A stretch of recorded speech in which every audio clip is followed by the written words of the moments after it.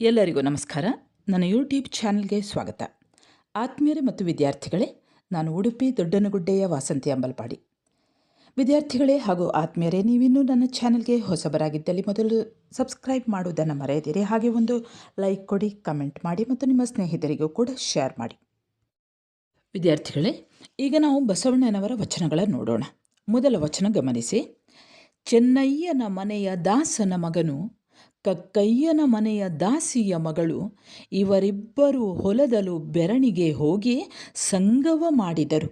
ಇವರಿಬ್ಬರಿಗೆ ಹುಟ್ಟಿದ ಮಗ ನಾನು, ಕೂಡಲ ಸಂಗಮ ದೇವ ಸಾಕ್ಷಿಯಾಗಿ. ಸಮಾಜದಲ್ಲಿ ಇದ್ದಂತಹ ಜಾತಿ ವ್ಯವಸ್ಥೆ, ಮೇಲು ಕೀಳು ಅನ್ನುವಂತಹ ಭಾವನೆಯನ್ನು, ಅಂದರೆ ಮೇಲ್ವರ್ಗದವರು ಕೆಳವರ್ಗದವರನ್ನು ತುಳಿಯುತ್ತಾ ಇರುವಂತಹ ಸಂದರ್ಭ.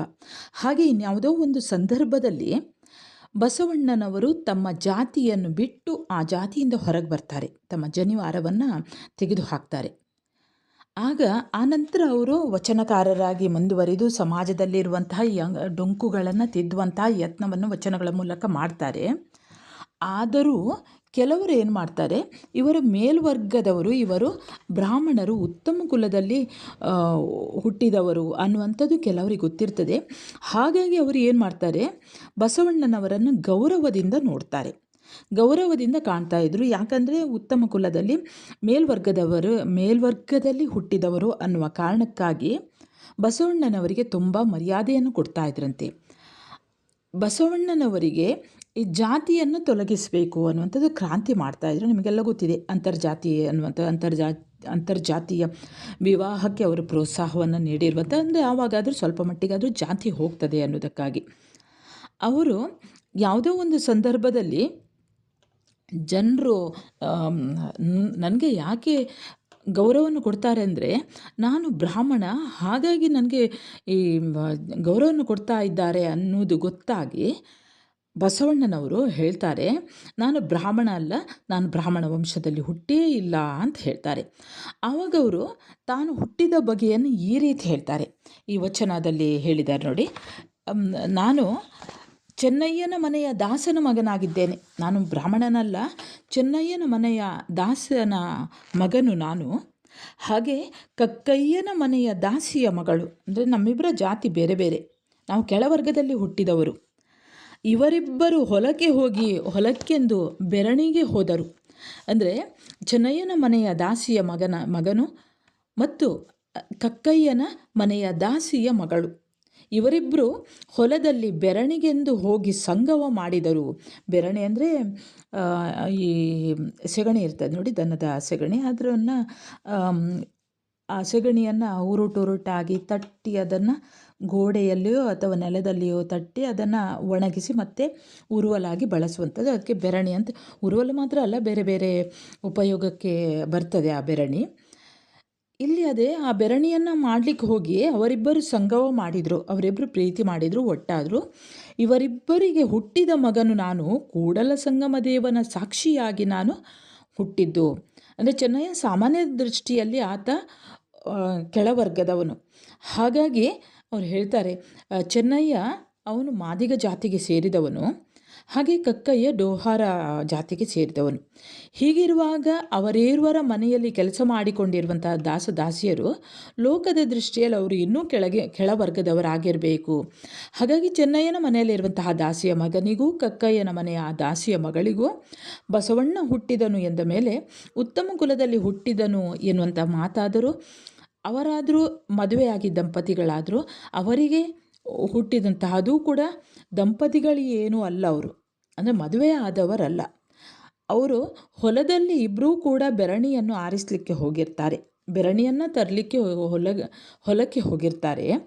ಆಗ ಅವರು ಪರಸ್ಪರ ಆಕರ್ಷಿತರಾಗ್ತಾರಂತೆ. ಹೆಣ್ಣು ಗಂಡು ಕೆಲವೊಮ್ಮೆ ಆಕರ್ಷಿತರಾಗಿ ಒಟ್ಟಾಗಿ ಬಿಡ್ತಾರೆ, ಅದೇ ರೀತಿ ಕೂಡ್ತಾರಂತೆ. ಅವರು ಆಕರ್ಷಿತರಾಗಿ ಕೂಡಿಕೊಳ್ತಾರೆ.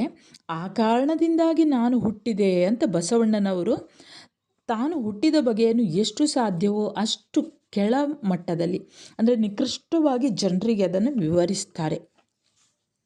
ಅಂದರೆ ಹೀಗೆ ಚೆನ್ನಯ್ಯ ಮತ್ತು ಕಕ್ಕಯ್ಯ ಇವರಿಬ್ಬರ ದಾಸಿಯರಿಗೆ ಹುಟ್ಟಿದ ಮಗ ನಾನು. ನನಗೆ ನೀವು ಇಷ್ಟು ಗೌರವವನ್ನು ಕೊಡ್ತೀರಿ ಅಂತ ಇದ್ದರೆ, ಅದು ಕೂಡ ನಾನು ಮದುವೆಯಾಗದೇ ಹುಟ್ಟಿದಂತಹ ನನ್ನನ್ನೇ ಉತ್ತಮ ಅಂತ ನೀವು ಕರೆಯುವುದಾದರೆ, ನಿಜವಾಗಿಯೂ ತಂದೆ ತಾಯಿಗಳಿಗೆ ಹುಟ್ಟಿದ ದಾಸಯ್ಯ, ಅಂದರೆ ಅವರು ಬೇರೆ ಬೇರೆಯವರಿಗೆ ಹುಟ್ಟಿದಲ್ಲ, ತಂದೆ ತಾಯಿಯರಿಗೆ ಹುಟ್ಟಿದಂತಹ ದಾಸಯ್ಯ ಮತ್ತು ಕಕ್ಕಯ್ಯ ಅವರು ಹೇಗೆ ಕೀಳಾಗುತ್ತಾರೆ ಅಂದರೆ, ಜನರು ಬಸವಣ್ಣನಿಗೆ ಗೌರವ ಕೊಡ್ತಾಯಿದ್ರು, ಅವರಿಬ್ಬರಿಗೆ ಗೌರವವನ್ನು ಕೊಡ್ತಾ ಇರಲಿಲ್ಲ ಅನ್ನೋದನ್ನು ನಾವು ಗಮನಿಸಬೇಕು. ಅಂದರೆ ಅವರು ಹೀನ ಕುಲದಲ್ಲಿ ಹುಟ್ಟಿದವರು ಅನ್ನುವಂತಹ ಕಾರಣಕ್ಕೆ ಅವರಿಗೆ ಗೌರವ ಕೊಡ್ತಾ ಇರಲಿಲ್ಲ, ಬಸವಣ್ಣನವರಿಗೆ ಗೌರವ ಕೊಡ್ತಾಯಿದ್ರು. ಅದಕ್ಕೆ ಬಸವಣ್ಣನವರು ತಮ್ಮನ್ನು ನಿಕೃಷ್ಟವಾಗಿ ತಾನು ಹೇಗೆ ಹುಟ್ಟಿದ್ದು ನನಗೆ ನೀವು ಗೌರವವನ್ನು ಕೊಡ್ತೀರಲ್ಲ, ಹಾಗಾದರೆ ನೀವು ಅವರಿಬ್ಬರಿಗೂ ಕೂಡ ನೀವು ಗೌರವವನ್ನು ನೀಡಿ ಅನ್ನುವಂಥದ್ದನ್ನು ಈ ಒಂದು ವಚನದಲ್ಲಿ ಬಸವಣ್ಣನವರು ಹೇಳ್ತಾರೆ. ಮುಂದಿನ ವಚನವನ್ನು ಈಗ ನಾವು ಗಮನಿಸೋಣ. ಏನಿ ಬಂದಿರಿ ಹದುಳಿದ್ದಿರೆ ಎಂದಡೆ ನಿಮ್ಮ ಮೈಸೇರಿ ಹಾರಿ ಹೋಹುದೆ, ಕುಳ್ಳಿರೆಂದಡೆ ನೆಲ ಕುಳಿ ಹೋಹುದೆ, ಒಡನೆ ನುಡಿದಡೆ ಸಿರ ಹೊಟ್ಟೆಯೊಡೆವುದೇ, ಕೊಡಲಿಲ್ಲದಿದ್ದಡೊಂದು ಗುಣವಿಲ್ಲದಿದ್ದಡೆ ಕೆಡಹಿ ಮೂಗ ಕೊಯ್ಯುವುದ ಮಾಣ್ಬನೇ ಕೂಡಲ ಸಂಗಮ ದೇವ. ಬಸವಣ್ಣನವರು ಈ ವಚನದಲ್ಲಿ ಹೇಳುತ್ತಾರೆ, ಮನೆಗೆ ಬಂದಂತಹ ಅತಿಥಿಗಳನ್ನು ಅವರನ್ನು ಕೂಡಲೇ ವಿಚಾರಿಸಬೇಕು ಅನ್ನುತ್ತಾರೆ. ಅಂದರೆ ಮನೆಗೆ ಯಾರೇ ಅತಿಥಿಗಳು ಬಂದರೂ ಕೂಡ ಅವರನ್ನು ಕ್ಷೇಮವಿದ್ದೀರಾ ಅನ್ನುವಂಥದ್ದು ಕೇಳುವಂಥದ್ದು ಪರಿಪಾಠ. ಅದೇ ಇಲ್ಲಿ ಬಸವಣ್ಣನವರು ಹೋದಾಗ ಅಥವಾ ಯಾವುದೇ ಒಂದು ಶರಣರು ಒಂದು ಮನೆಗೆ ಹೋದಾಗ ಆ ಮನೆಯವರು ಮಾತನಾಡಿಸದೇ ಇದ್ದಾಗ ಬಂದಂತಹ ವಚನ ಇದು ಅಂತ ಹೇಳ್ತಾರೆ. ಅದಕ್ಕೆ ಅವರು ಹೇಳ್ತಾರೆ, ಏನಿ ಬಂದಿರಿ, ಏನು ಬಂದಿರಿ, ಏನು ಬಂದದ್ದು, ಹದುಳಿದ್ದಿರೆ, ಹದುಳ ಕ್ಷೇಮ, ಕ್ಷೇಮವಾಗಿದ್ದೀರಾ, ಸೌಖ್ಯವೇ, ಹೇಗಿತ್ತು ಪ್ರಯಾಣ, ಮನೆಯಲ್ಲಿ ಎಲ್ಲರೂ ಹೇಗಿದ್ದಾರೆ, ಮತ್ತೇನು ಸಮಾಚಾರ ಎಂದು ಸಾಧಾರಣವಾಗಿ ನಾವು ಅತಿಥಿಗಳಲ್ಲಿ ಮಾತನಾಡ್ತೇವೆ ಎಂದು ಪ್ರೀತಿಯಿಂದ ಕೇಳಿದರೆ ಅಲ್ಲಿ ಹೇಳ್ತಾರೆ ಬಸವಣ್ಣನವರು, ಏನಿ ಬಂದಿರಿ ಹದುಳಿದ್ದಿರೆ ಎಂದಡೆ ನಿಮ್ಮ ಮೈಸಿರಿ ಹಾರಿ ಹೋಹುದೆ, ನಿಮ್ಮ ಮೈಸಿರಿ, ನಿಮ್ಮ ಐಸಿರಿ, ನಿಮ್ಮ ಮನೆಯ ಐಸಿರಿ, ಐಶ್ವರ್ಯ ಸಂಪತ್ತು ಹಾರಿ ಹೋಗುವುದೇ, ಏನು ಬಂದದ್ದು, ಕ್ಷೇಮವಾಗಿದ್ದೀರಾ, ಹೇಗಿದ್ದೀರಿ, ಮನೆಯಲ್ಲೆಲ್ಲ ಹೇಗಿದ್ದಾರೆ ಅಂತ ಕೇಳಿದರೆ, ನಿಮ್ಮ ಮನೆಯ ಸಂಪತ್ತು ಹಾರಿ ಹೋಹುದೆ, ಕುಳ್ಳಿರೆಂದಡೆ ನೆಲ ಕುಳಿ ಹೋಹುದೆ, ಕುಳ್ಳಿರಿ, ಕುಳಿತುಕೊಳ್ಳಿರಿ, ಅಂದರೆ ಮನೆಗೆ ಬಂದಂತಹ ಅತಿಥಿಗಳಿಗೆ ಸಾಧಾರಣವಾಗಿ ಮೊದಲಿಗೆ ಮನೆಯ ಒಳಗಡೆ ಕರೆಯುವಂಥದ್ದು, ಒಳಗೆ ಕರೆದಾದ ನಂತರ ಕುಳಿತುಕೊಳ್ಳಿ ಅಂತ ಹೇಳ್ತೇವೆ. ಆನಂತರ ನೀರು ಬೇಕಾ ಅನ್ನುವಂಥದ್ದು ಉಪಚಾರ ಮಾಡುವಂಥದ್ದು ಪ್ರತಿಯೊಂದು ಮನೆಯಲ್ಲಿ ಎಲ್ಲರೂ ಸಾಧಾರಣವಾಗಿ ಮಾಡ್ತಾರೆ. ಅದೊಂದು ಸಂಸ್ಕೃತಿ, ನಮ್ಮ ಸಂಸ್ಕೃತಿ. ಆದರೆ ಮಾಡದೇ ಇದ್ದಾಗ ಅವರಿಗೆ ಬಸವಣ್ಣನವರು ಹೇಳುವಂಥದ್ದು, ಕುಳ್ಳಿರೆಂದಡೆ ನೆಲ ಕುಳಿ ಹೋಹುದೆ, ಮನೆಗೆ ಬಂದಂತಹ ಅತಿಥಿಗಳಿಗೆ ಮನೆಯ ಒಳಗೆ ಕರೆದು ಕುಳಿತುಕೊಳ್ಳಿ ಅಂತ ಹೇಳಿದರೆ ನಿಮ್ಮ ಆ ನೆಲ ಕುಳಿ ಹೋಗುವುದೇ, ಅಂದರೆ ನಿಮ್ಮ ನೆಲ ತಗ್ಗುಗುಂಡಿ ಬೀಳುವುದೇ ಅಂತ ಪ್ರಶ್ನಿಸ್ತಾರೆ. ಅಂದರೆ ಈ ರೀತಿ ಈ ರೀತಿ ಅವರನ್ನು ಉಪಚರಿಸಬೇಕಾಗಿತ್ತು, ಮನೆಯ ಒಳಗೆ ಕರಿಬೇಕಾಗಿತ್ತು, ಕುಳಿತುಕೊಳ್ಳಿ, ಅದಕ್ಕಿಂತಲೂ ಮೊದಲು ಕ್ಷೇಮವೇ, ಹೇಗಿದ್ದೀರಿ ಅಂತ ಕೇಳಬೇಕಾಗಿತ್ತು. ಹೋಗಲಿ, ಅದು ಕೇಳಲಿಲ್ಲ. ಅದನ್ನು ಕೇಳಿದರೆ ನಿಮ್ಮ ಮನೆಯ ಐಸಿರಿ ಏನಾದರೂ ಹಾರಿ ಹೋಗುವುದೇ ಅಂತ ಕೇಳ್ತಾರೆ. ಇಲ್ಲ ಸರಿಯಪ್ಪ, ಅಷ್ಟು ಕೇಳಲಿಕ್ಕೆ ಸಾಧ್ಯ ಇಲ್ಲ, ಆಯಿತು ಕೂತ್ಕೊಳ್ಳಿ ಅಂತ ಹೇಳಿದರೆ, ಬಂದಂತಹ ಅತಿಥಿಗಳನ್ನು ಗೌರವಿಸದೆ ಹಾಗೇ ನಿಂತುಕೊಳ್ಳಿಕ್ಕೆ ಹೇಳಿದರೆ, ಕುಳಿತುಕೊಳ್ಳಲು ಹೇಳದೆ, ಗೌರವಿಸದೆ, ಅಂದರೆ ಅವರ ಭಾವನೆಗಳಿಗೆ ಬೆಲೆ ಕೊಡದೆ ಹಾಗೆಯೇ ನಿಲ್ಲಿಸಿ ಮಾತನಾಡಿಸಿ ಕಳಿಸಿದರೆ ಏನು, ಯಾಕೆ ಅವರು ಬಂದು ಕುಳಿತರು, ನಿಮ್ಮ ಮನೆಯನ್ನು ಒಂದು ವೇಳೆ ಆಯ್ತಪ್ಪ ನಿಮ್ಮ ಸೋಫಾದಲ್ಲಿಯೋ ಕುರ್ಚಿಯಲ್ಲಿಯೋ ಅಥವಾ ಕೊನೆ ಪಕ್ಷ ನಿಮ್ಮ ನೆಲದಲ್ಲಿ ಕುಳಿತುಕೊಂಡ್ರು, ಹಾಗೇನು ನಿಮ್ಮ ನೆಲ ತಗ್ಗು ಗುಂಡಿ ಬೀಳುವುದೇ ಅಂತ ಪ್ರಶ್ನಿಸ್ತಾರೆ ಇಲ್ಲಿ ಬಸವಣ್ಣನವರು. ಇನ್ನು ಹೇಳ್ತಾರೆ, ಒಡನೆ ನುಡಿದಡೆ ಸಿರ ಹೊಟ್ಟೆ ಒಡೆಯುವುದೇ, ಕೊಡಲಿಲ್ಲದಿದ್ದಡೊಂದು ಗುಣ ಆ ಗುಣ ಇಲ್ಲದಿದ್ದಡೆ ಮೂಗ ಕೊಯ್ಯುವುದ ಮಾಬನೇ ಕೂಡಲ ಸಂಗಮ ದೇವಯ್ಯ. ನಮಸ್ಕಾರ, ಬನ್ನಿ ಕುಳಿತುಕೊಳ್ಳಿ, ಹೇಗಿತ್ತು ಪ್ರಯಾಣ, ಮನೆಯಲ್ಲೆಲ್ಲ ಚೆನ್ನಾಗಿದ್ದಾರಾ ಅಂತ ವಿಚಾರಿಸಿದರೆ ಏನು ನಿಮ್ಮ ತಲೆ ಒಡೆದು ಹೋಗುವುದೇ, ಅಥವಾ ನಿಮ್ಮ ಹೊಟ್ಟೆ ಒಡೆದು ಹೋಗುತ್ತದೆಯೇ, ಹೊಟ್ಟೆ ಒಡೆಯುವುದೇ, ಶಿರ ಅಂದರೆ ತಲೆ, ಹೊಟ್ಟೆ ಗೊತ್ತಾಯ್ತಲ್ಲ ನಿಮಗೆ, ತಲೆ ಒಡೆದು ಹೋಗುವುದೇ ಅಥವಾ ಹೊಟ್ಟೆ ಒಡೆದು ಹೋಗುತ್ತದೆಯೇ, ಅಂದರೆ ಯಾವುದು ಈ ಅತಿಥಿಗಳನ್ನು ಮಾತನಾಡಿಸುವಂಥದ್ದು, ಉಪಚಾರ ಮಾಡುವಂಥದ್ದು ಒಂದು ಸಂಸ್ಕೃತಿ, ಒಂದು ಸಂಸ್ಕಾರ.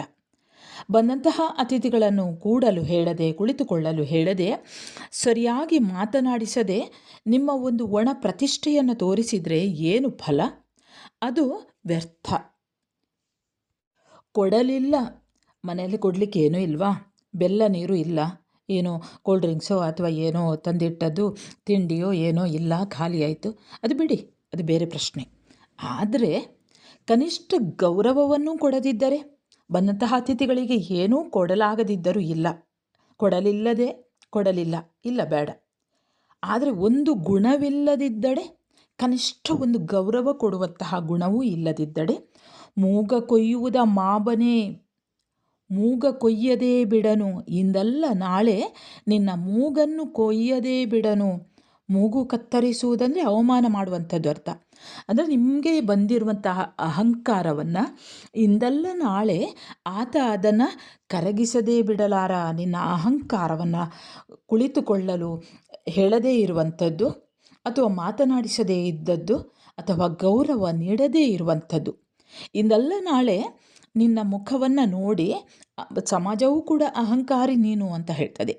ಆ ಸೃಷ್ಟಿಕರ್ತ, ಆ ದೇವರು ಕೂಡಲ ಸಂಗಮ ದೇವ, ಬಸವಣ್ಣನವರ ವಚನಗಳ ಅಂಕಿತ ನಿಮಗೆಲ್ಲ ಗೊತ್ತಿದೆ. ಕೂಡಲ ಸಂಗಮ ದೇವ, ಆ ಕೂಡಲ ಸಂಗಮ ದೇವ, ಆ ಶಿವನು ನಿನ್ನ ಅಹಂಕಾರವನ್ನು ಕರಗಿಸದೇ ಬಿಡಲಾರ.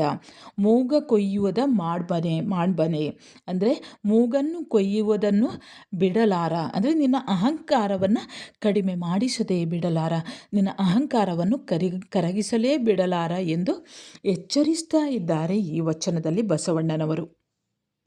ಮುಂದಿನ ವಚನ ಗಮನಿಸಿ. ವ್ಯಾಧನೊಂದು ಮೊಲನ ತಂದಡೆ ಸಲುವ ಹಾಗಕ್ಕೆ ಬಿಲಿವರಯ್ಯ, ನೆಲನಾಳ್ದನ ಹೆಣನೆಂದಡೆ ಒಂದಡಕೆಗೆ ಕೊಂಬುವರಿಲ್ಲ, ಮೊಲನಿಂದ ಕರಕಷ್ಟ ನರನ ಬಾಳುವೆ ಸೆಲೆನಂಬೋ ನಮ್ಮ ಕೂಡಲ ಸಂಗಮ ದೇವನ. ಬಸವಣ್ಣನವರು ಹೇಳ್ತಾರೆ, ವ್ಯಾಧನೊಂದು ಮೊಲನ ತಂದಡೆ, ವ್ಯಾಧ ಅಂದರೆ ಬೇಟೆಗಾರ ಬೇಟೆಯಾಡಿ ಒಂದು ಮೊಲವನ್ನು ತಂದರೆ, ಸಲುವ ಹಾಗಕ್ಕೆ ಬಿಲಿವರಯ್ಯ, ಸಲುವ ಅಂದರೆ ಪ್ರಯೋಜನಕ್ಕೆ ಬರುವಂತಹ, ಹಾಗ ಅಂದರೆ ಒಂದು ಹಣದ ಒಂದು 4ನೇ ಭಾಗ ಅಂತ ಹೇಳ್ತಾರೆ.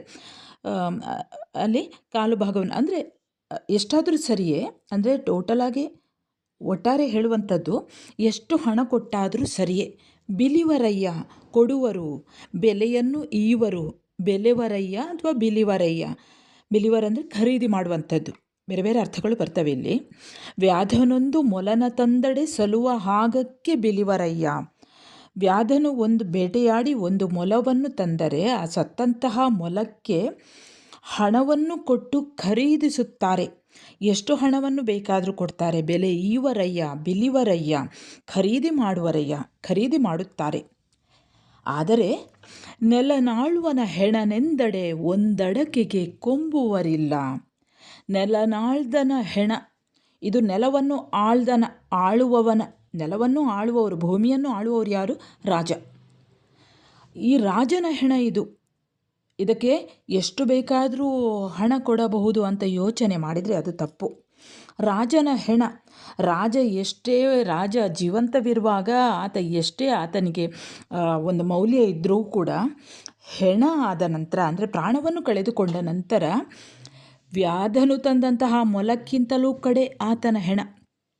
ಒಂದು ಅಡಕೆಗೆ ಕೊಂಬುವವರಿಲ್ಲ.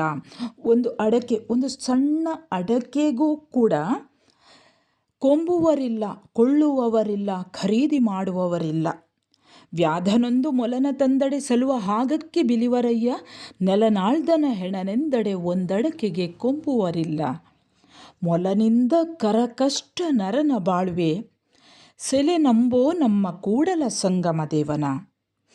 ಮೊಲನಿಂದ ಕರಕಷ್ಟ, ಮೊಲಕ್ಕಿಂತಲೂ ಕರಕಷ್ಟ, ಕಟ್ಟ ಕಡೆಯದು ಯಾವುದು? ಹೆಣ, ಮನುಷ್ಯನ ಹೆಣ. ರಾಜನ ಹೆಣವೇ ಅಂತ ಅಲ್ಲ, ಎಲ್ಲರದ್ದು ಹೆಣ ಒಂದೇ. ಯಾರ ಹೆಣವನ್ನು ಕೂಡ ಜೋಪಾನವಾಗಿ ಇರಿಸಲಿಕ್ಕೆ ಆಗುವುದಿಲ್ಲ, ಅಥವಾ ನನಗೆ ಬೇಕಾದವರು ಇವರು ಬೇಕು ಅಂತ ನಾವು ಖಜಾನೆಯಲ್ಲಿ ತಗೊಂಡೋಗಿ ಇಡಲಿಕ್ಕಾಗೋದಿಲ್ಲ. ಸ್ವಲ್ಪ ಸಮಯ ಎಲ್ಲಿಯಾದರೂ ಆಸ್ಪತ್ರೆ ಶವಾಗಾರದಲ್ಲಿ ಇಡ್ಬೋದು, ನಂತರ ಅವರು ಕೂಡ ಅದನ್ನು ತೆಗಿಲಿಕ್ಕೆ ಹೇಳ್ತಾರೆ. ಇಲ್ಲ, ಯಾವುದೇ ಮನುಷ್ಯನ ಹೆಣ ಅಂದರೆ ಅಷ್ಟು ಕರಕಷ್ಟ, ಮೊಲಕ್ಕಿಂತಲೂ ಕಡೆ. ಮೊಲ ಅಂದರೆ ಚಿಕ್ಕ ಪ್ರಾಣಿ, ಇವ 6 ಅಡಿ 7 ಅಡಿ ಇರ್ತಾನೆ ಒಬ್ಬ ಮನುಷ್ಯ. ಅವನಿಗೆ ಬೆಲೆ ಇಲ್ಲ. ಅವನನ್ನು ಇಟ್ಟರೂ ಕೂಡ ಅದು ಕೊಳ್ತು ಹೋಗ್ತದೆ, ಆ ಮಾಂಸ ಕೊಳ್ತು ಹೋಗ್ತದೆ, ಹುಳ ಆಗ್ತದೆ. ಹಾಗಾಗಿ ಮನುಷ್ಯನ ಜೀವನ ಅನ್ನುವಂಥದ್ದು ನಶ್ವರ. ಸತ್ತ ನಂತರ ಒಂದು ಅಡಕೆಯನ್ನು ಕೊಟ್ಟು ಒಂದು ಪೈಸೆ ಕೊಟ್ಟು ಕೂಡ ಕೊಳ್ಳುವವರಿಲ್ಲ. ಸೆಲೆ ನಂಬೋ ನಮ್ಮ ಕೂಡಲ ಸಂಗಮ ದೇವನ. ಹಾಗಾಗಿ ಚೆನ್ನಾಗಿ ನೀನು ನಂಬಬೇಕು, ದೇವರನ್ನು ಧ್ಯಾನ ಮಾಡು. ನೀನು ಇರುವ ತನಕ ಮಾತ್ರ ನಿನಗೆ ಬೆಲೆ, ನೀನು ತೀರಿಕೊಂಡ ನಂತರ ಬೆಲೆ ಇಲ್ಲ. ಅಂದರೆ ಮನುಷ್ಯನ ಬಾಳು ಅನ್ನುವಂಥದ್ದು ನಶ್ವರ. ಮೊಲಕ್ಕಾದರೂ ಬೆಲೆ ಇದೆ, ಆದರೆ ಮನುಷ್ಯನ ದೇಹಕ್ಕೆ ಬೆಲೆ ಇಲ್ಲ ಅನ್ನುವಂಥದ್ದನ್ನು ಬಸವಣ್ಣನವರು ಈ ವಚನದಲ್ಲಿ ತಿಳಿಸ್ತಾರೆ. ಈ ವಚನದಲ್ಲಿ ಮನುಷ್ಯನಿಗೆ ಬೆಲೆ ಇರುವುದು ಯಾವಾಗ? ಮನುಷ್ಯನ ಒಳಗೆ ಚೈತನ್ಯ ಶಕ್ತಿ ಇದ್ದಾಗ. ಅಂದರೆ ಒಂದು ಬೇಡರವನ್ನು ಸತ್ತ ಮೊಲವನ್ನು ಹೊತ್ತು ತಂದರೆ ಸಾಕು, ಯೋಗ್ಯ ಬೆಲೆಗೆ ಕೊಂಡುಕೊಳ್ಳುವ ಜನರಿದ್ದಾರೆ. ಅದೇ ಒಬ್ಬ ಮನುಷ್ಯನ ಹೆಣವನ್ನು, ಅದು ಒಬ್ಬ ನಾಡನ್ನು ಆಳಿದಂತಹ ರಾಜನೇ ಆಗಿದ್ದರೂ ಕೂಡ ಅದು ಬೇಡ. ಒಂದು ಅಡಕೆಗೂ ಕೂಡ ಕೊಂಡುಕೊಳ್ಳುವ ಜನರಿಲ್ಲ. ಈ ಮಾನವ ದೇಹಕ್ಕೆ ಸತ್ತ ಮೇಲೆ ಒಂದು ಮೊಲದ ದೇಹಕ್ಕಿರುವ ಬೆಲೆಯೂ ಕೂಡ ಇಲ್ಲದಂತಾಯಿತು. ಮನುಷ್ಯನ ದೇಹವು ಮೊಲದ ದೇಹಕ್ಕಿಂತಲೂ ಕಡೆಯಾಯಿತು. ಕರಕಷ್ಟ ನರನ ಬಾಳುವೆ. ಏಕೆಂದರೆ ಮನುಷ್ಯನ ದೇಹಕ್ಕೆ ಸ್ವತಂತ್ರವಾದ ಬೆಲೆ ಇಲ್ಲ. ಇರಬಹುದಾದ ಬೆಲೆ ಎಲ್ಲವೂ ಕೂಡ ಈ ದೇಹದ ಒಳಗೆ ಇರುವಂತಹ ಚೈತನ್ಯಕ್ಕೆ. ಹಾಗಾಗಿ ಆ ಚೈತನ್ಯ ಸ್ವರೂಪಿಯಾದಂತಹ ದೇವರನ್ನು ನಂಬು ಎಂದು ಬಸವಣ್ಣನವರು ಈ ವಚನದಲ್ಲಿ ತಿಳಿಸುತ್ತಾರೆ. ಮುಂದಿನ ವಚನವನ್ನು ಈಗ ಗಮನಿಸೋಣ. ಬಸವಣ್ಣನವರ ಕೊನೆಯ ವಚನವನ್ನು ಗಮನಿಸಿ ವಿದ್ಯಾರ್ಥಿಗಳೇ. ಮನೆಯೊಳಗೆ ಮನೆಯೊಡೆಯನಿದ್ದಾನೋ ಇಲ್ಲವೋ, ಹೊಸ್ತಿಲಲ್ಲಿ ಹುಲ್ಲು ಹುಟ್ಟಿ ಮನೆಯೊಳಗೆ ರಜ ತುಂಬಿ ಮನೆಯೊಳಗೆ ಮನೆಯೊಡೆಯನಿದ್ದಾನೋ ಇಲ್ಲವೋ, ತನುವಿನೊಳಗೆ ಹುಸಿ ತುಂಬಿ ಮನದೊಳಗೆ ವಿಷಯ ತುಂಬಿ ಮನೆಯೊಳಗೆ ಮನೆಯೊಡೆಯನಿಲ್ಲ ಕೂಡಲ ಸಂಗಮ ದೇವ. ಬಸವಣ್ಣನವರು ಹೇಳ್ತಾರೆ, ಒಂದು ಮನೆಯನ್ನು ನೋಡಿದ ತಕ್ಷಣ ಅಲ್ಲಿ ಮನೆಯವರು ಇದ್ದಾರೋ ಇಲ್ಲವೋ. ಕೆಲವೊಂದು ಮನೆಗಳಲ್ಲಿ ಇದ್ದರೂ ಕೂಡ ಇಂತಹ ಪರಿಸ್ಥಿತಿ ಇರ್ತದೆ. ಆದರೆ ಮನೆಯಲ್ಲಿ ಇರುವವರು ಮನೆಯನ್ನು ಓರಣವಾಗಿ ಇಟ್ಟುಕೊಳ್ತಾರೆ. ಒಂದು ಮನೆಯಲ್ಲಿ ಮನುಷ್ಯರು ವಾಸ ಮಾಡ್ತಾ ಇದ್ದಾರೆ ಅಂದರೆ ಆ ಮನೆ ಓರಣವಾಗಿರ್ತದೆ. ಈ ಮನೆಯನ್ನು ನೋಡಿದರೆ ಮನೆಯ ಒಡೆಯ ಇದ್ದಂತಿಲ್ಲ. ಅಂದರೆ ಯಾಕಂದರೆ ಅವ ಇದ್ದಾನೋ ಇಲ್ಲವೋ, ಅವ ಇದ್ದರೂ ಕೂಡ ಇಲ್ಲದಂತೆ ಇದ್ದಾನೆ.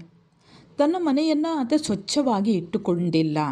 ಅಂದರೆ ಮನೆಯೊಳಗೆ ಮನೆಯೊಡೆಯನಿದ್ದಾನೋ ಇಲ್ಲವೋ, ಹೊಸ್ತಿಲಲ್ಲಿ ಹುಲ್ಲು ಹುಟ್ಟಿ, ಮನೆಯೊಳಗೆ ಮನೆಯ ಒಡೆಯರು ಇಲ್ಲ, ಮನೆಯಲ್ಲಿ ಯಾರೂ ಕೂಡ ವಾಸ ಮಾಡ್ತಾ ಇಲ್ಲ ಅನ್ನುವಂಥದ್ದು ಗೊತ್ತಾಗೋದು ಹೇಗೆ ಅಂದರೆ, ಮನೆಯ ಒಳಗೆ ಅಲ್ಲಿ ಮನೆಯ ಪ್ರಾರಂಭದಲ್ಲೇ ಹೊಸ್ತಿಲು ಇದೆಯಲ್ಲ, ಮೆಟ್ಟಿಲು ಇದೆಯಲ್ಲ, ಆ ಮೆಟ್ಟಿಲು ತುಂಬ ಹುಲ್ಲು ಹುಟ್ಟಿಕೊಂಡಿದೆ. ಮನೆಯೊಳಗೆ ರಜ ತುಂಬಿ, ಮನೆಯ ಒಳಗೆ ಏನಿದೆ, ಮನೆಯ ಒಳಗೆ ಧೂಳು ತುಂಬಿಕೊಂಡಿದೆ. ಹಾಗಾಗಿ ಮನೆಯೊಳಗೆ ಮನೆಯೊಡೆಯನಿದ್ದಾನೋ ಇಲ್ಲವೋ. ಮನೆಯ ಒಳಗೆ ಇದ್ದಿದ್ದರೆ, ಆ ಮನೆಯ ಒಳಗೆ ಯಾರಾದರೂ ಇದ್ದಿದ್ದರೆ ಮನೆಯ ಓರಣದ ಕಡೆಗೆ ಆತ ಮನಸ್ಸನ್ನು ನೀಡ್ತಾ ಇದ್ದ. ಆ ಮನೆಯಲ್ಲಿ ಇರುವಂತಹ ಒಡೆಯನಿಗೆ ಅಂದರೆ ಆ ಮನೆಯಲ್ಲಿ ಯಾರಾದರೂ ಇದ್ದಿದ್ದರೆ ಅವನಿಗೆ ತೋರಿಸಬಹುದಿತ್ತು ಮನೆಯಲ್ಲಿ ಮನೆಯ ಒಡೆಯ ಇದ್ದಾನೋ ಇಲ್ವೋ. ಯಾಕಂದರೆ ಮನೆಯ ಹೊಸ್ತಿಲಲ್ಲಿ ಹುಲ್ಲು ಹುಟ್ಟಿದೆ, ಮನೆಯೊಳಗೆ ರಜೆ ತುಂಬಿದೆ, ಮನೆಯ ಒಳಗೆ ಧೂಳುಗೂ ಎಲ್ಲ ತುಂಬಿಕೊಂಡಿದೆ, ಕಸಗಡ್ಡಿ ತುಂಬಿಕೊಂಡಿದೆ ಅಂತ ಆತನಿಗೆ ತೋರಿಸಬಹುದು. ಅಂದರೆ ಆತನ ಗಮನವನ್ನು ಸೆಳೆಯಬಹುದು. ಅಥವಾ ಯಾರಾದರೂ ಬಂದು ಸ್ವಚ್ಛ ಮಾಡಿ ಕೊಟ್ಟು ಬಿಡಬಹುದು. ಅಂದರೆ ಯಾವುದೇ ಒಂದು ಮನೆಯನ್ನು ನೋಡುವಾಗ ಆ ಮನೆಯಲ್ಲಿ ಯಾರಾದರೂ ಇದ್ದಾರೋ ಇಲ್ಲವೋ ಅನ್ನುವಂಥದ್ದು ಆ ಮನೆಯ ಸ್ಥಿತಿಯನ್ನು ನೋಡಿ ಗೊತ್ತಾಗ್ತದೆ. ಮನೆಯ ಒಡೆಯ ಇದ್ದದ್ದೇ ಆದರೆ, ಮಾಲೀಕ ಇದ್ದದ್ದೇ ಆದರೆ ಕ್ಲೀನಾಗಿ ಸ್ವಚ್ಛವಾಗಿ ಇರ್ತಾಯಿತ್ತು. ಮನೆಯೊಳಗೆ ಮಾಲೀಕನೂ ಇಲ್ಲ, ಹಾಗಾಗಿ ಹೊಸ್ತಿಲಲ್ಲೆಲ್ಲ ಹುಲ್ಲು ಹುಟ್ಟಿಕೊಂಡಿದೆ, ಮನೆಯೊಳಗೆಲ್ಲ ಕಸ ಕಡ್ಡಿಗಳು ಧೂಳು ತುಂಬಿಕೊಂಡಿದೆ. ಮನೆಯ ಒಳಗೆ ಮನೆಯೊಡೆಯನಿದ್ದಾನೋ ಇಲ್ಲವೋ, ಅಲ್ಲಿ ಪ್ರಶ್ನೆಯನ್ನೇ ಹಾಕುವಂಥದ್ದು, ಇದ್ದಾನೋ ಇಲ್ಲವೋ, ಇದ್ದಾನೆಯೇ ಇಲ್ಲವೇ. ಅಂದರೆ ಮನೆ ನೋಡುವಾಗ ಇಲ್ಲ ಅಂತ ಅನಿಸ್ತದೆ. ಇದ್ದಾನ, ಯಾಕೆ ಕ್ಲೀನ್ ಮಾಡಲಿಲ್ಲ, ಯಾಕೆ ಸ್ವಚ್ಛವಾಗಿ ಇಟ್ಟುಕೊಳ್ಳಿಲ್ಲ ಅನ್ನೋಂಥ ಪ್ರಶ್ನೆ. ಅಂದರೆ ಮನೆಯ ಹೊರಗೆಲ್ಲ ಈ ರೀತಿ ಇದ್ದರೆ, ಮನೆಯ ಒಳಗೆಲ್ಲ ಈ ರೀತಿ ಕಸಕಡ್ಡಿಗಳೆಲ್ಲ ತುಂಬಿಕೊಂಡಿದ್ದರೆ ಮನೆಯ ಒಳಗೆ ಯಾರು ಹೋಗುತ್ತಾರೆ? ಇವುಗಳೆಲ್ಲವೂ ಕೂಡ ಯಾವುದು ಹುಲ್ಲು ಇರ್ಬೋದು ಅಥವಾ ಕಸಕಡ್ಡಿ ಧೂಳುಗಳು ಇರ್ಬೋದು, ಇದೆಲ್ಲವೂ ಕೂಡ ಮನೆಯ ಒಳಗೆ ಹೋಗದ ಹಾಗೆ ತಡೆಯುತ್ತದೆ. ಅದೇ ರೀತಿಯಲ್ಲಿ ಇಲ್ಲಿ ಮನೆ ಮತ್ತು ಮನುಷ್ಯರಿಗೆ ಇಲ್ಲಿ ಬಸವಣ್ಣನವರು ಹೇಳ್ತಾರೆ, ಕೊನೆ 2 ಸಾಲುಗಳಲ್ಲಿ ಹೇಳ್ತಾರೆ, ತನುವಿನೊಳಗೆ ಹುಸಿ ತುಂಬಿ ಮನದೊಳಗೆ ವಿಷಯ ತುಂಬಿ ಮನೆಯೊಳಗೆ ಮನೆಯೊಡೆಯನಿಲ್ಲ ಕೂಡಲ ಸಂಗಮ ದೇವ. ಅಂದರೆ ಮನೆಯ ಹೊಸ್ತಿಲಲ್ಲಿ ಹುಲ್ಲು ಹುಟ್ಟಿದಾಗ ಅದು ಇತರರನ್ನು ಒಳಗೆ ಬರುವುದನ್ನು ತಡೆಯುತ್ತದೆ. ಹೇಗೆ ತಡೆಯುತ್ತದೆಯೋ ಅದೇ ರೀತಿಯಲ್ಲಿ ಈ ತನು ಅಂದರೆ ದೇಹವೂ ಕೂಡ ಮನೆ ಇದ್ದ ಹಾಗೆ. ಈ ತನು ಎನ್ನುವಂತಹ ಮನೆಯೊಳಗಿನ ಕಸಗಳು ಅದು ಭಗವಂತನನ್ನು ಬರದ ಹಾಗೆ ತಡೆಯುತ್ತಾ ಇದೆ. ಅಂದರೆ ತನುವಿನ ಒಳಗೆ ಇರುವಂತಹ ಯರಿಷಡ್ವರ್ಗ ವೈರಿಗಳು ಅಂತ ಹೇಳ್ತೇವೆ. ಈ ವೈರಿಗಳು ದೇಹದ ಒಳಗೆ, ಮನಸ್ಸಿನ ಒಳಗೆ ಇರುವಂತಹ ಈ ವೈರಿಗಳು ಭಗವಂತನನ್ನು ಒಳಗೆ ಬರಲಿಕ್ಕೆ ಬಿಡ್ತಾ ಇಲ್ಲ. ಅಂದರೆ ಮನೆಯನ್ನು ಹಸನಾಗಿ ಇಟ್ಟರೆ ಮನೆಯ ಒಡೆಯನ ಬಗ್ಗೆ ಗೌರವ, ಪ್ರೀತಿ. ಅದೇ ರೀತಿ ದೇಹವನ್ನು ಉಳ್ಳವನಲ್ಲಿ, ಈ ದೇಹದಲ್ಲಿ ಅಂದರೆ ದೇಹ ಅನ್ನುವಂತಹ ಮನೆಯಲ್ಲಿ ಅನೇಕ ರೀತಿಯ ಕಸಕಡ್ಡಿಗಳು ತುಂಬಿಕೊಂಡಿವೆ. ಈ ದೇಹ ಹೊರಗಡೆಯಿಂದ ನೋಡಿದರೆ ಚೆನ್ನಾಗಿಯೇ ಇದೆ, ಆದರೆ ಅದು ಒಳಗೊಂದು ಹೊರಗೊಂದು ಧೂರ್ತತೆಗಳು, ದ್ವೇಷ, ಹಿಂಸೆ ಇವೆಲ್ಲವೂ ಕೂಡ ಮನದಲ್ಲಿ ವಿಷಯ ವಾಸನೆಗಳು ತಾಂಡವವಾಡ್ತಾ ಇರ್ತವೆ. ಅವುಗಳ ಅರಿವು ಆ ಮನೆಯ ಒಡೆಯನಿಗೆ ಇರಬೇಕು. ನನ್ನೊಳಗೆ ಏನೋ ತುಂಬಿಕೊಂಡಿದೆ, ಬೇಡದ್ದು ತುಂಬಿಕೊಂಡಿದೆ, ಹಾಗಾಗಿ ನನ್ನ ಮನೆಗೆ ಅಥವಾ ನನ್ನ ಮನಸ್ಸಿನ ಒಳಗೆ ದೇವರು ಬರ್ತಾ ಇಲ್ಲ. ಹಾಗಾಗಿ ನಾನು ನನ್ನ ಮನಸ್ಸಿನಲ್ಲಿರುವಂಥ ಇಂತಹ ಕಸ ಕಡ್ಡಿಗಳನ್ನು, ಧೂಳುಗಳನ್ನು ನಾನು ಶುದ್ಧಗೊಳಿಸ್ತಾ ಇರಬೇಕು.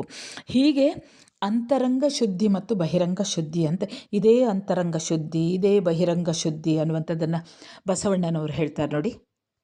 ನಿಮ್ಮ ಮನವ ಸಂತೈಸಿಕೊಳ್ಳಿ, ನಿಮ್ಮ ತನುವ ಸಂತೈಸಿಕೊಳ್ಳಿ, ಇದೇ ಅಂತರಂಗ ಶುದ್ಧಿ, ಇದೇ ಬಹಿರಂಗ ಶುದ್ಧಿ ಅಂತ ಬಸವಣ್ಣನವರು ಇನ್ನೊಂದೆಡೆ ವಚನದಲ್ಲಿ ಹೇಳ್ತಾರೆ. ಅದೇ ರೀತಿ ಈ ದೇಹವೂ ಕೂಡ ದೇಹದ ಒಳಗೆ ಶುದ್ಧಗೊಳಿಸಬೇಕು, ಅಂತರಂಗವನ್ನು ಶುದ್ಧಗೊಳಿಸಬೇಕು. ಅಂತರಂಗ ಶುದ್ಧವಾದರೆ ಬಹಿರಂಗವೂ ಕೂಡ ಶುದ್ಧವಾಗ್ತದೆ. ಅಂದರೆ ಒಡೆಯನ ಇರವು ಬರ್ತದೆ. ಅಂದರೆ ಒಡೆಯ ಯಾರು? ಭಗವಂತ. ಮನೆಯೊಳಗೆ ಮನೆಯೊಡೆಯನಿಲ್ಲ. ಮನೆಯ ಒಳಗೆ ಮನೆಯೊಡೆಯನು ಇರಬೇಕಾದರೆ ಎಲ್ಲವೂ ಜಗಲಿಯಲ್ಲಿ ಇದ್ದಂತಹ ಹುಲ್ಲನ್ನು, ಕಸ ಕಡ್ಡಿಗಳನ್ನು, ಧೂಳನ್ನು, ಮನೆಯನ್ನು ಚೆನ್ನಾಗಿ ಸ್ವಚ್ಛವಾಗಿ ಇಟ್ಟುಕೊಳ್ಬೇಕು. ಅದೇ ರೀತಿ ಮನದ ಒಳಗೆ ಭಗವಂತ ಬರಬೇಕಾದ್ರೆ ನಮ್ಮ ದೇಹವನ್ನು, ನಮ್ಮ ಅಂತರಂಗವನ್ನು ಶುದ್ಧವಾಗಿ ಇಟ್ಟುಕೊಂಡಾಗ ಮಾತ್ರ ಕೂಡಲ ಸಂಗಮ ಮನಸ್ಸಿನ ಒಳಗೆ, ದೇಹದ ಒಳಗೆ ವಾಸವಾಗ್ತಾನೆ. ಒಂದು ಮನೆಯಿಲ್ಲದಿದ್ದರೆ ಮನೆಯೊಳಗೆ ಮನೆಯೊಡೆಯರೋ ಇಲ್ಲವೋ ಕೂಡಲ ಸಂಗಮ ಮನೆಗಳಲ್ಲಿ ಇಲ್ಲದಿದ್ದರೆ ಇಂತಹ ಪರಿಸ್ಥಿತಿ ಇರ್ತದೆ. ಆದರೆ ಇಲ್ಲದ ಮನೆಯಲ್ಲಿ ಇರುವ ಮನೆಯ ಒಳಗೆ ಮನೆಯ ಮಾಲೀಕನಿದ್ದರೆ ಸ್ವಚ್ಛವಾಗಿ ಇಟ್ಟುಕೊಳ್ಳಬೇಕು. ಮನೆಯಲ್ಲಿದ್ದರೆ ಮನುಷ್ಯರು ವಾಸ ಮಾಡ್ತಾ ಇದ್ದಾರೆ ಮನೆ ಹಾಗೆ ನಮ್ಮ ಮನೆಯನ್ನು ನೋಡಿದ್ರೆ ಮನೆಯ ಒಡೆಯ ಇದ್ದಂತಿಲ್ಲ. ತನುವಿನ ಒಳಗೆ ಹುಸಿ ತುಂಬಿ ಇದ್ದಾನೋ ಇಲ್ಲದೇ ಇರುವಂತದ್ದು ಮನಸ್ಸು ಕೂಡ ದೇಹದ ಒಳಗೆ ತುಂಬಿದ್ದಾನೆ. ಮನದೊಳಗೆ ವಿಷಯ ಮನೆಯನ್ನ ಸ್ವಚ್ಛವಾಗಿ ಇಟ್ಟುಕೊಂಡಿಲ್ಲ. ಪಂಚೇಂದ್ರಿಯ ಮನೆಯೊಳಗೆ ಅಥವಾ ಮನೆಯೊಡೆಯನಿದ್ದಾನೋ ಇವೆಲ್ಲ ಬೇರೆ ಬೇರೆ ಕಡೆಗೆ ಹೋಗುವಂತಹ ಹುಲ್ಲು ವಿಷಯ ಸುಖಗಳ ಕಡೆಗೆ ಮನೆಯ ಒಡೆಯರು ಇಲ್ಲ, ಮನೆಯಲ್ಲಿ ಎಲ್ಲವನ್ನೂ ವಾಸ ಮಾಡ್ತಾ ಇಲ್ಲ ಅನ್ನುವಂಥದ್ದು ಗೊತ್ತಾಗುವುದು ಹೇಗೆ ಅಂದ್ರೆ ಒಳಗೆ, ದೇಹದ ಒಳಗೆ ಭಗವಂತ ಮನೆಯ ಒಳಗೆ ಅಲ್ಲಿ ಮನೆಯ ಪ್ರಾರಂಭದಲ್ಲೇ ಹೊಸ್ತಿಲು ಇದೆ, ಹೊರಗೆ ಮೆಟ್ಟಿಲು ಇದೆ, ಭೌತಿಕವಾದಂತಹ ಮನೆಯ ಹುಲ್ಲು ಹುಟ್ಟಿಕೊಂಡಿದೆ. ಹುಲ್ಲು ಹುಟ್ಟಿ ಒಳಗೆ ಮನೆಯೊಳಗೆ ರಜ ತುಂಬಿ ಆ ಮನೆಯ ಒಳಗೆ ಇದ್ದಾನೋ ಇಲ್ಲವೋ ಧೂಳು ತುಂಬಿಕೊಂಡು ದೇಹವನ್ನು ವ್ಯಕ್ತಪಡಿಸಿ, ಹಾಗಾಗಿ ಮನೆಯೊಳಗೆ ಮನೆಯೊಡೆಯನಿದ್ದಾನೋ ಹೇಳ್ತಾರೆ. ತನುವಿನಲ್ಲಿ ಮನೆಯ ಒಳಗೆ ಇದ್ದಿದ್ರೆ ಮತ್ತು ಮನದಲ್ಲಿ ವಿಷಯ ಮನೆಯ ಒಳಗೆ ಯಾರಾದ್ರೂ ಇಲ್ಲವೇ ಇಲ್ಲ. ಮನೆಯೊಳಗೆ ಮನೆಯ ಒಡೆಯನಿಲ್ಲ, ಮನೆಯ ಒಳಗೆ ನೀಡ್ತಾ ಇದ್ದ ಒಡೆಯ ಇಲ್ಲ. ಮನೆಯಲ್ಲಿ ಅವರಂತಹ ಒಡೆಯನಿಗೆ ಖಚಿತವಾಗಿ ಅಂದ್ರೆ ಆ ಮನೆಯಲ್ಲಿ ಯಾರಾದ್ರೂ ಇದ್ದಿದ್ರೆ ಅವನಿಗೆ ತೋರಿಸಬಹುದಿತ್ತು. ಮನೆಯಲ್ಲಿ ಮನೆಯ ಒಡೆಯ ಇಲ್ಲದೇ ಇರುವಂತಹ ವ್ಯಕ್ತಿ, ಯಾಕಂದ್ರೆ ಮನೆಯ ಹೊಸ್ತಿಲಲ್ಲಿ ಶರೀರವನ್ನು ಸ್ವಚ್ಛವಾಗಿ ರಜೆ ತುಂಬಿದೆ, ಇಟ್ಟುಕೊಳ್ಳದೆ ಒಳಗೆ ಧೂಳು ಎಲ್ಲ ತುಂಬಿಕೊಂಡಿದೆ, ಕಸಗಡ್ಡಿ ತುಂಬಿಕೊಂಡಿದೆ ಅನ್ನುವಂತ ಆತನಿಗೆ ತೋರಿಸನಕಾರರು ಅಂದ್ರೆ ಬಸವಣ್ಣನ ಆತನ ಗಮನವನ್ನು ಸೆಳೆಯಬಹುದು. ವಿದ್ಯಾರ್ಥಿಗಳೇ, ಅಥವಾ ಯಾರಾದ್ರೂ ಬಂದು ಪಠ್ಯದಲ್ಲಿ ಸ್ವಚ್ಛ ಮಾಡಿ ಅಲ್ಲಮ ಪ್ರಭುವಿನ ವಚನವನ್ನ ಅಂದ್ರೆ ಯಾವುದೇ ಒಂದು ವಿಡಿಯೋದಲ್ಲಿ ಮನೆಯನ್ನ ನೋಡುವಾಗ ಮನೆಯಲ್ಲಿ ಯಾರಾದ್ರೂ ಇದ್ದಾರೋ ಇಲ್ಲವೋ ಯಾವುದಾದ್ರೂ ಪಾಠವನ್ನು ಮಾಡಬೇಕು ಆ ಮನೆಯಲ್ಲಿ ಒಂದು ನೋಡಿ ಪಾಠದ ಹೆಸರು ಮನೆಯ ಒಡೆಯ ಕೃತಿಕಾರರ ಹೆಸರನ್ನದೇ ಆದರೆ ಪರೀಕ್ಷೆ ಯಾವಾಗ ಆದ್ರೆ ಕಮೆಂಟ್ ಹಾಕಿ ಖಂಡಿತವಾಗಿಯೂ ನಾನು ಒಂದು ಮನೆಯ ಒಳಗೆ ಮಾಲೀಕನು ಇಲ್ಲ, ಹಾಗಾಗಿ ಪಾಠವನ್ನು ಮಾಡಿ ಹಾಕಿ ಹುಟ್ಟಿಕೊಳ್ಳದೆ ಮನೆಯೊಳಗೆ ಎಲ್ಲ ಕಸ ಕಡ್ಡಿಗಳು ಧೂಳು ತುಂಬಿಕೊಂಡಿದೆ. ಅಲ್ಲಿಯವರೆಗೆ ಮನೆಯ ಒಳಗೆ ಮನೆಯೊಡೆಯನಿದ್ದಾನೋ ಇಲ್ಲವೋ, ಅಲ್ಲಿ ಪ್ರಶ್ನೆಯನ್ನೇ ಹಾಕುವಂಥದ್ದು. ಇದ್ದಾನೋ ಇಲ್ಲವೋ, ಇದ್ದಾನೆಯೇ ಇಲ್ಲವೇ, ಅಂದರೆ ಮನೆ ನೋಡುವಾಗ ಇಲ್ಲ ಅಂತ ಅನಿಸ್ತದೆ. ಇದ್ದಾನ, ಯಾಕೆ ಕ್ಲೀನ್ ಮಾಡಲಿಲ್ಲ, ಯಾಕೆ ಸ್ವಚ್ಛವಾಗಿ ಇಟ್ಟುಕೊಳ್ಳಿಲ್ಲ ಅನ್ನೋಂಥ ಪ್ರಶ್ನೆ. ಅಂದರೆ ಮನೆಯ ಹೊರಗೆಲ್ಲ ಈ ರೀತಿ ಇದ್ದರೆ, ಮನೆಯ ಒಳಗೆಲ್ಲ ಈ ರೀತಿ ಕಸಕಡ್ಡಿಗಳೆಲ್ಲ ತುಂಬಿಕೊಂಡಿದ್ದರೆ ಮನೆಯ ಒಳಗೆ ಯಾರು ಹೋಗುತ್ತಾರೆ? ಇವುಗಳೆಲ್ಲವೂ ಕೂಡ ಯಾವುದು ಹುಲ್ಲು ಇರ್ಬೋದು ಅಥವಾ ಕಸಕಡ್ಡಿ ಧೂಳುಗಳು ಇರ್ಬೋದು, ಇದೆಲ್ಲವೂ ಕೂಡ ಮನೆಯ ಒಳಗೆ ಹೋಗದ ಹಾಗೆ ತಡೆಯುತ್ತದೆ. ಅದೇ ರೀತಿಯಲ್ಲಿ ಇಲ್ಲಿ ಮನೆ ಮತ್ತು ಮನುಷ್ಯರಿಗೆ ಇಲ್ಲಿ ಬಸವಣ್ಣನವರು ಹೇಳ್ತಾರೆ, ಕೊನೆ 2 ಸಾಲುಗಳಲ್ಲಿ ಹೇಳ್ತಾರೆ, ತನುವಿನೊಳಗೆ ಹುಸಿ ತುಂಬಿ ಮನದೊಳಗೆ ವಿಷಯ ತುಂಬಿ ಮನೆಯೊಳಗೆ ಮನೆಯೊಡೆಯನಿಲ್ಲ ಕೂಡಲ ಸಂಗಮ ದೇವ. ಅಂದರೆ ಮನೆಯ ಹೊಸ್ತಿಲಲ್ಲಿ ಹುಲ್ಲು ಹುಟ್ಟಿದಾಗ ಅದು ಇತರರನ್ನು ಒಳಗೆ ಬರುವುದನ್ನು ತಡೆಯುತ್ತದೆ. ಹೇಗೆ ತಡೆಯುತ್ತದೆಯೋ ಅದೇ ರೀತಿಯಲ್ಲಿ ಈ ತನು ಅಂದರೆ ದೇಹವೂ ಕೂಡ ಮನೆ ಇದ್ದ ಹಾಗೆ. ಈ ತನು ಎನ್ನುವಂತಹ ಮನೆಯೊಳಗಿನ ಕಸಗಳು ಅದು ಭಗವಂತನನ್ನು ಬರದ ಹಾಗೆ ತಡೆಯುತ್ತಾ ಇದೆ. ಅಂದರೆ ತನುವಿನ ಒಳಗೆ ಇರುವಂತಹ ಅರಿಷಡ್ವರ್ಗ ವೈರಿಗಳು ಅಂತ ಹೇಳ್ತೇವೆ. ಈ ವೈರಿಗಳು ದೇಹದ ಒಳಗೆ, ಮನಸ್ಸಿನ ಒಳಗೆ ಇರುವಂತಹ ಈ ವೈರಿಗಳು ಭಗವಂತನನ್ನು ಒಳಗೆ ಬರಲಿಕ್ಕೆ ಬಿಡ್ತಾ ಇಲ್ಲ. ಅಂದರೆ ಮನೆಯನ್ನು ಹಸನಾಗಿ ಇಟ್ಟರೆ ಮನೆಯ ಒಡೆಯನ ಬಗ್ಗೆ ಗೌರವ, ಪ್ರೀತಿ. ಅದೇ ರೀತಿ ದೇಹವನ್ನು ಉಳ್ಳವನಲ್ಲಿ, ಈ ದೇಹದಲ್ಲಿ ಅಂದರೆ ದೇಹ ಅನ್ನುವಂತಹ ಮನೆಯಲ್ಲಿ ಅನೇಕ ರೀತಿಯ ಕಸಕಡ್ಡಿಗಳು ತುಂಬಿಕೊಂಡಿವೆ. ಈ ದೇಹ ಹೊರಗಡೆಯಿಂದ ನೋಡಿದರೆ ಚೆನ್ನಾಗಿಯೇ ಇದೆ, ಆದರೆ ಅದು ಒಳಗೊಂದು ಹೊರಗೊಂದು ಧೂರ್ತತೆಗಳು, ದ್ವೇಷ, ಹಿಂಸೆ ಇವೆಲ್ಲವೂ ಕೂಡ ಮನದಲ್ಲಿ ವಿಷಯ ವಾಸನೆಗಳು ತಾಂಡವವಾಡ್ತಾ ಇರ್ತವೆ. ಅವುಗಳ ಅರಿವು ಆ ಮನೆಯ ಒಡೆಯನಿಗೆ ಇರಬೇಕು. ನನ್ನೊಳಗೆ ಏನೋ ತುಂಬಿಕೊಂಡಿದೆ, ಬೇಡದ್ದು ತುಂಬಿಕೊಂಡಿದೆ, ಹಾಗಾಗಿ ನನ್ನ ಮನೆಗೆ ಅಥವಾ ನನ್ನ ಮನಸ್ಸಿನ ಒಳಗೆ ದೇವರು ಬರ್ತಾ ಇಲ್ಲ. ಹಾಗಾಗಿ ನಾನು ನನ್ನ ಮನಸ್ಸಿನಲ್ಲಿರುವಂಥ ಇಂತಹ ಕಸ ಕಡ್ಡಿಗಳನ್ನು, ಧೂಳುಗಳನ್ನು ನಾನು ಶುದ್ಧಗೊಳಿಸ್ತಾ ಇರಬೇಕು.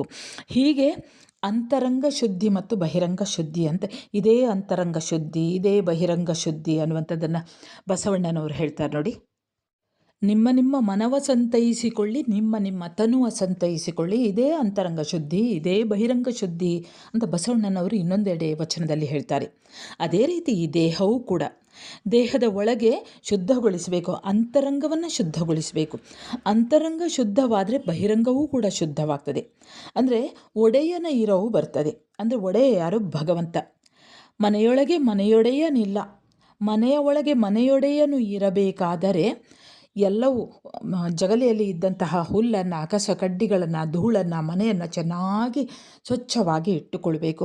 ಅದೇ ರೀತಿ ಮನದ ಒಳಗೆ ಭಗವಂತ ಬರಬೇಕಾದ್ರೆ ನಮ್ಮ ದೇಹವನ್ನು, ನಮ್ಮ ಅಂತರಂಗವನ್ನು ಶುದ್ಧವಾಗಿ ಇಟ್ಟುಕೊಂಡಾಗ ಮಾತ್ರ ಕೂಡಲ ಸಂಗಮ ಮನಸ್ಸಿನ ಒಳಗೆ, ದೇಹದ ಒಳಗೆ ಬಂದು ಆತ ವಾಸವಾಗ್ತಾನೆ.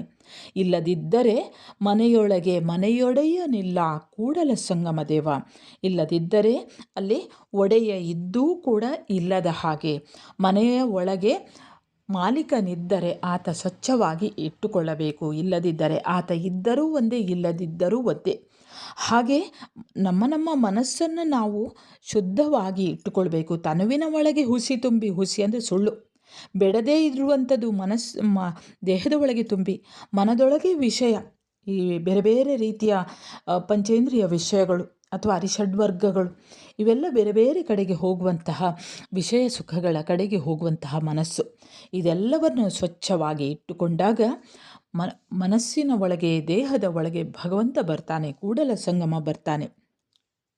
ಅಂದರೆ ಹೊರಗೆ ಭೌತಿಕವಾದಂತಹ ಈ ಮನೆಯ ಮುಂದೆ ಹುಲ್ಲು ಹುಟ್ಟಿ ಒಳಗೆ ಕಸ ತುಂಬಿದ್ದಾಗ ಆ ಮನೆಯಲ್ಲಿ ಒಡೆಯ ಇದ್ದಾನೋ ಇಲ್ಲವೋ ಅನ್ನುವಂತಹ ಸಂದೇಹವನ್ನು ವ್ಯಕ್ತಪಡಿಸುವಂತಹ ಬಸವಣ್ಣನವರು ಕೊನೆಗೆ ಹೇಳ್ತಾರೆ, ತನುವಿನಲ್ಲಿ ಹುಸಿ ಮತ್ತು ಮನದಲ್ಲಿ ವಿಷಯ ತುಂಬಿದಲ್ಲಿ ಒಡೆಯ ಇಲ್ಲವೇ ಇಲ್ಲ, ಮನೆಯೊಳಗೆ ಮನೆಯ ಒಡೆಯನಿಲ್ಲ, ಮನೆಯ ಒಳಗೆ ಮನೆಯ ಒಡೆಯ ಇಲ್ಲ ಅಂತ ಅವರು ಖಚಿತವಾಗಿ ನುಡಿತಾರೆ. ಅಂತಹ ವ್ಯಕ್ತಿ ಅಂದರೆ ಯಾವುದು? ಮನೆ ಸ್ವಚ್ಛ ಇಡದೇ ಇರುವಂಥ ವ್ಯಕ್ತಿ ಮತ್ತು ಮನಸ್ಸು ಮತ್ತು ಶರೀರವನ್ನು ಸ್ವಚ್ಛವಾಗಿ ಇಟ್ಟುಕೊಳ್ಳದೇ ಇರುವಂತಹ ವ್ಯಕ್ತಿ ಇದ್ದರೂ ಒಂದೇ, ಇಲ್ಲದಿದ್ದರೂ ಒಂದೇ ಅನ್ನುವಂಥದ್ದನ್ನೇ ವಚನಕಾರರು ಅಂದರೆ ಬಸವಣ್ಣನವರು ಈ ವಚನದಲ್ಲಿ ಹೇಳ್ತಾರೆ. ವಿದ್ಯಾರ್ಥಿಗಳೇ, ಮುಂದೆ ನಿಮ್ಮದೇ ಪಠ್ಯದಲ್ಲಿ ಇರುವಂತಹ ಅಲ್ಲಮ ಪ್ರಭುವಿನ ವಚನವನ್ನು ಮುಂದೆ ಕಾಯ್ತಾ ಇರಿ. ಮುಂದಿನ ವಿಡಿಯೋದಲ್ಲಿ ಹಾಕ್ತೇನೆ. ಮತ್ತು ಏನಾದರೂ ನಿಮ್ಮ ಕನ್ನಡ ಪಠ್ಯಕ್ಕೆ ಸಂಬಂಧಿಸಿದ ಹಾಗೆ ಯಾವುದಾದ್ರೂ ಪಾಠವನ್ನು ಮಾಡಬೇಕು ಅಂತ ಇದ್ದಲ್ಲಿ ಒಂದು ಪಾಠದ ಹೆಸರು ಮತ್ತು ಕೃತಿಕಾರರ ಹೆಸರನ್ನು ಮತ್ತು ಕೆಲವೊಮ್ಮೆ ಪರೀಕ್ಷೆ ಯಾವಾಗ ಅಂತ ನಿಮ್ಮೊಂದು ಕಮೆಂಟ್ ಹಾಕಿಬಿಡಿ. ಆವಾಗ ಖಂಡಿತವಾಗಿಯೂ ನಾನು 1-2 ದಿವಸದ ಸಮಯ ಕೊಟ್ಟರೆ ಖಂಡಿತವಾಗಿಯೂ ನಾನು ಆ ಪಾಠವನ್ನು ಮಾಡಿ ಹಾಕ್ತೇನೆ ವಿದ್ಯಾರ್ಥಿಗಳೇ. ಸರಿ, ಮುಂದೆ ಹೊಸ ವಿಷಯದೊಂದಿಗೆ ಮತ್ತೆ ಬರುತ್ತೇನೆ. ಅಲ್ಲಿಯವರೆಗೆ ನಮಸ್ಕಾರ.